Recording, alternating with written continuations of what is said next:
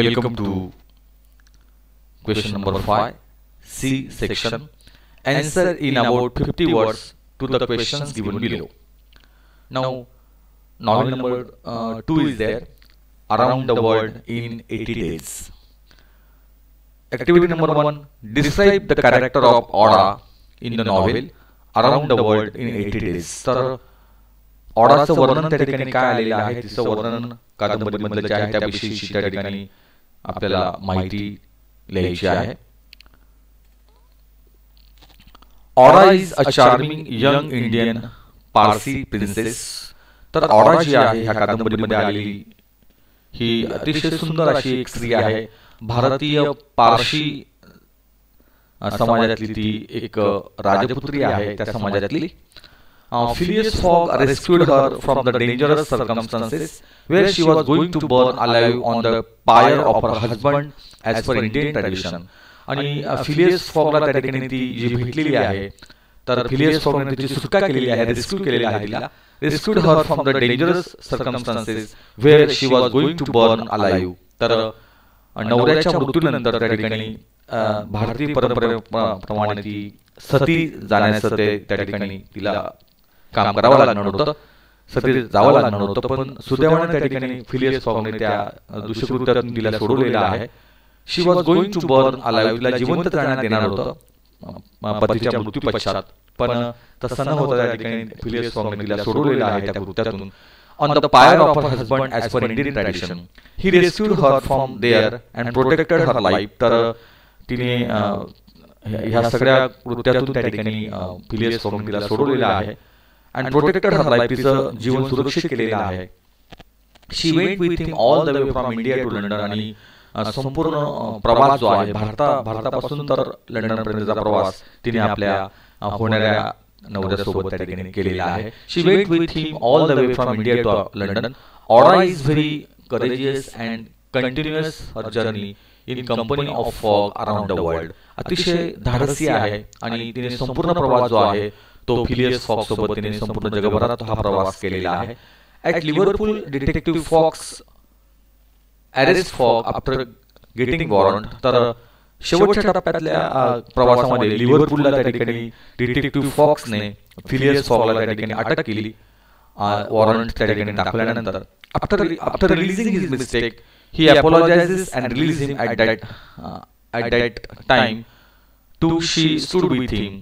पण नंतर जेव्हा डिटेक्टिव्ह फिक्सला आपली चूक कळली त्यावेळेला त्याने माफी मागितली आणि फिलियस फॉगला त्या ठिकाणी नंतर मुक्त करण्यात आले जेलमधनं.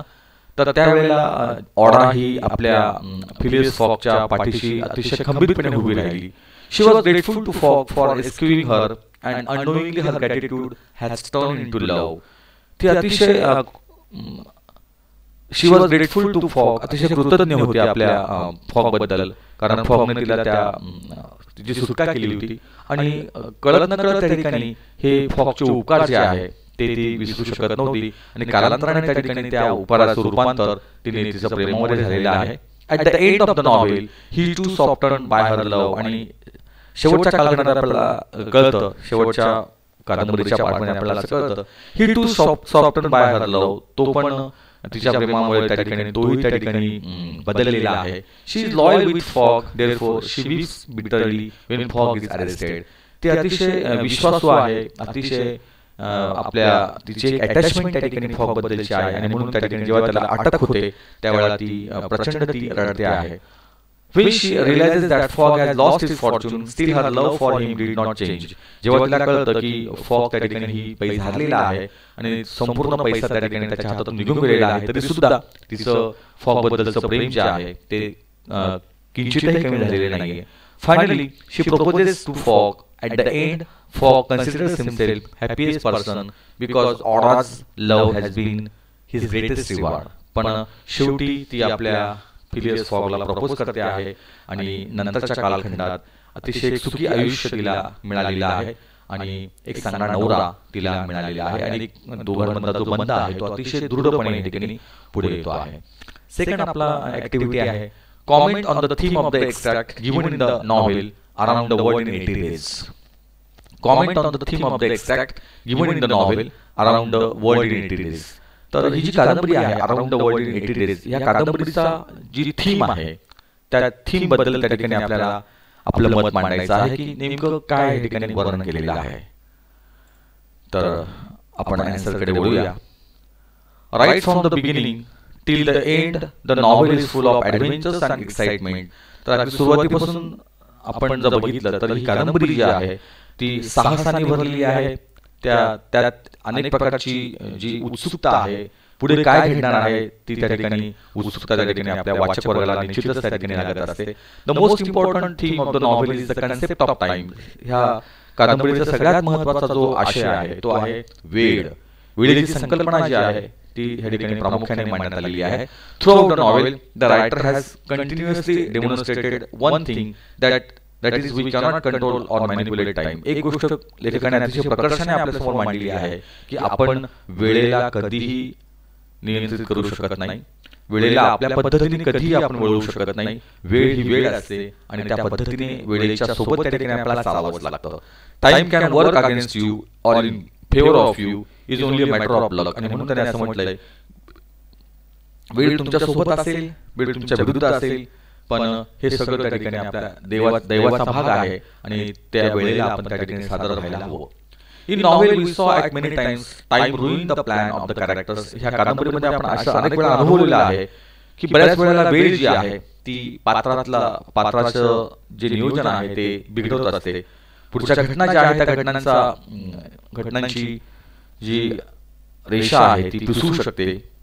Put them into troubles as unexpected delay in train. तर अशा अनेक घटना कादंबरीमध्ये आलेल्या आहेत की अचानक त्या ठिकाणी ट्रेन लेट होणं, अनेक उद्भवलेले जे काही प्रसंग आहेत, संकट आहेत, त्यामुळे वेळ जी आहे ती ह्या कादंबरीमध्ये प्रामुख्याने महत्त्वाची मानली गेलेली आहे. Ships leave them without taking them. काही वेळेला जहाज सोडून त्यांना निघून गेलेली आहे. यावेळेला पण त्या ठिकाणी वेळेचं महत्त्व प्रामुख्याने आलेलं आहे. Up to the end of the novel the theme of time continues. आणि शेवटपर्यंत त्या ठिकाणी वेळेचं जे महत्त्व आहे हे चालतच त्या ठिकाणी आलेलं आहे. In the end Fogg wins the bet because he had gain one day as he had travel from the east. पण शेवटी मात्र फॉग त्या ठिकाणी ही पेच जिंकतो आहे आणि पूर्वेकडे प्रवास केल्या कारणाने एक दिवस त्याला अधिकचा मिळालेला आहे. East to the west while crossing the international date line he realises it at the most at last moment. आणि हे त्याला शेवटी त्या ठिकाणी कळत आहे, अगदी शेवटच्या क्षणाला त्याला कळलेलं आहे की एक दिवस त्या ठिकाणी त्याला अधिकचा मिळालेला होता आणि वेळेच्या त्या ठिकाणी त्याने तो जी जगप्रवास आहे ती जी बेट आहे त्याने जिंकलेली होती. He realises that at the last moment with few minutes left he too was not able to predict such turn of events. आणि त्यालाही माहिती नव्हतं की त्या ठिकाणी पुढच्या घटना कशा घडणार आहेत. So the major theme of this novel is that no one can control time and we all are at its mercy. आणि म्हणून सगळ्यात महत्त्वाचा आशय या ठिकाणी कादंबरीचा जो आहे तो वेळ. आणि आपण वेळेला कधीही नियंत्रित करू शकत नाही आणि वेळ जी आहे ती आपल्याला आपली जागा दाखवू शकते. हे प्रामुख्याने ह्या कादंबरीमध्ये आपल्याला बघायला मिळतं. Question number 5 D. Answer in about 50 words to the questions given below. Describe the character of Mary Morstan from the point of view of Sherlock Holmes. मॅरी मॉर्स्टनचं जे पात्र या ठिकाणी आलेलं आहे शेरलॉक होम्सच्या नजरेतून मॅरी मॉर्स्टनचं पात्र आपल्याला वर्णन करायचं आहे. ही जी मुख्य कादंबरीची नायिका आहे त्या नायिकेबद्दलचं आपल्याला वर्णन करायचं आहे. Mary Morstan is one of the important characters. In the beginning of the chapter we see Mary Morstan brings the case to Holmes. तर ह्या कादंबरीचं द साइन ऑफ या कादंबरीत सगळ्यात महत्त्वाचं पात्र या ठिकाणी मेरी मॉर्स्टनचं आहे. सुरुवातीलाच त्या ठिकाणी जर आपण बघितलं तर मेरी मॉर्स्टन ही त्या ठिकाणी शेरलॉक होम्स जे डिटेक्टिव्ह आहेत त्यांना भेटण्यासाठी ती आलेली आहे आणि ती आपली संपूर्ण केस जी आहे ती शेरलॉक होम्स आणि त्यांचे मित्र वॅटसन डॉक्टर वॅटसन यांना ती समजून सांगते आहे. She was searching her father but was not successful for last 6 years. She has received a precious pearl in the mail.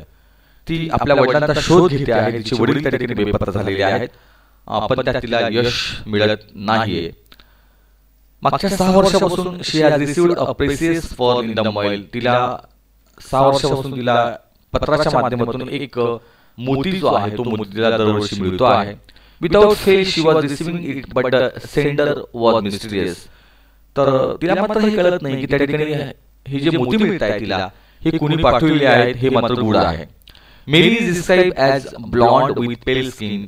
मेरीचं वर्णन हे ठिकाणी जे आलेलं आहे ती अतिशय सुंदर स्त्री आहे आणि नाजूक अशी आहे. She was 27 years old. तिचं वय 27 वर्ष आहे. She was working as a governess when she contacted Holmes. ज्या वेळेला ती डिटेक्टिव्ह होम्स यांना भेटायला आली त्यावेळेला ती एका घरामध्ये एक दाईचं काम करते आहे, घर बघण्याचं काम ती करते आहे. She was a good client of Holmes. ती होम्सची अतिशय चांगली आशील होती. Mary's mother had died immediately after her birth. तिची आई तिच्या जन्मानंतरच त्या ठिकाणी ती मृत झालेली आहे. And she was educated in England. ती भारतात तिने आपली पदवी प्राप्त केलेली आहे. At very first time when Watson saw her. आणि पहिल्यांदा जेव्हा वॅटसनने तिला बघितलं, he got attracted towards her. तो तिच्याकडे आकर्षित झालेला होता. At the end of the story Watson proposes to Mary Morstan and she accepted. शेवटच्या कालखंडात मात्र कादंबरीच्या शेवटच्या पार्टमध्ये आपल्याला हे लक्षात येईल की त्या ठिकाणी वॅटसनने तिला प्रपोज केलेला आहे, तिची मागणी घातलेली आहे आणि नंतर तिने ती मागणी स्वीकारलेली आहे. Mary's father was captain within his group and was disappeared when he had return from the war.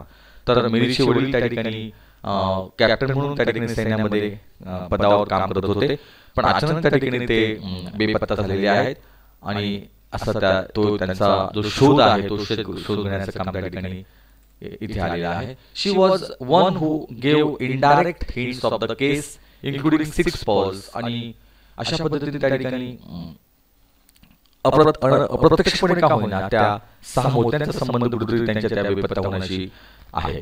She also tells to Sherlock Holmes about the invitation to meet at Lyceum theatre. त्या ठिकाणी तिने आपल्या detective साहेबांना हे सांगितलेलं आहे की लिसियम थिएटरमध्ये तिला भेटण्यासाठी त्या ठिकाणी बोलवलेलं आहे आणि आपण माझ्यासोबत यावं असे त्या ठिकाणी तिने या दोघांनाही म्हणजेच आपल्या जे डिटेक्टिव्ह आहेत शेरलॉक होम्स आणि त्यांचे मित्र डॉक्टर वॅटसन त्या ठिकाणी या दोघांनाही त्यांनी सांगितलेलं आहे. सेकंड आपला जो प्रश्न या ठिकाणी आहे, give the central idea of the novel the Sign of 4 from the extract given in the text. The Sign of 4 जी कादंबरी आहे ह्या कादंबरीची जी सेंट्रल आयडिया आहे, जी मध्यवर्ती संकल्पना आहे ती आपल्याला सांगायची आहे. तर या ठिकाणी मध्यवर्ती संकल्पना जी आहे ती इथे बघूया आपण. When we go through this novel, we find that how Miss Marston states the case of her father to Detective Sherlock Holmes. ज्या वेळेला ही कादंबरी आपण वाचतो त्यावेळेला लक्षात येतं की मिस मॉर्स्टन जी आहे ती आपल्या वडिलांची केस त्या ठिकाणी शेरलॉक होम्स यांच्याकडे घेऊन आलेली आहे. तिचे वडील बेपत्ता झालेले आहेत आणि त्याविषयीची माहिती ती आपल्या डिटेक्टिव्ह साहेबांना सांगते आहे.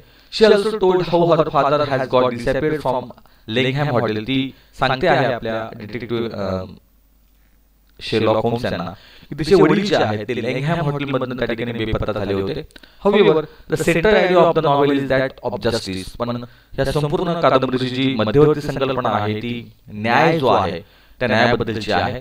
Whatever incidents are taking place in the course of this novel are due to that anonymous letter. तर कुठलीही घटना जी घडते आहे या कादंबरीमध्ये ती निव्वळ त्या ठिकाणी जे अनामिक पत्र त्या ठिकाणी आलेलं आहे, अनोळखी व्यक्तीचं पत्र आलेलं आहे त्याबद्दलची इथे संकल्पना मांडलेली आहे.